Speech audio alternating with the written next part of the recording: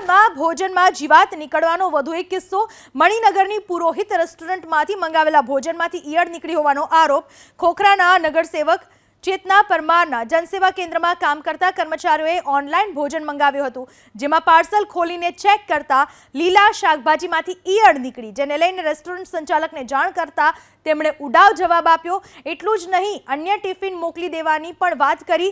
જો કે ઓર્ડર કરનાર ભાવેશ પટેલે તરત જ એએમસીમાં ઓનલાઈન ફરિયાદ કરી, ત્યારે એએમસીના આરોગ્ય વિભાગે એકમ સીલ કર્યું।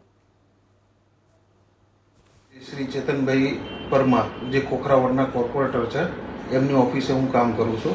आज बपोरे अंदाजे 2 वाग्यानी आसपास अमे लोकोए ऑनलाइन अमे जोमेटो में एक ऑर्डर करेलो हतो जमवा माटेनो, जेनी अंदर 3 जणा जमी सके। जे रेस्टोरंटनुं नाम छे पुरोहित होटल रेस्टोरंट, जे काकरिया लेक पुष्पकुंज मणिनगरे आवेली छे। बराबर, जेमांथी अमे टिफिन मंगाव्युं अने जेवी शरूआत हजू अमे जमवानी करी रह्या हता तेनी अंदरथी एक सब्जी ने रोटी हजू निकाળી हती। एमांथी शरूआत ज मैं करी थी। एमांथी 2 बाइट्स खाधा अने त्रीजू बाइट्स हूँ खावा गयो त्यां मने सब्जीनी अंदर एक मृत हालत में ईयळ मळी आवी के जे मृत हालत में हती।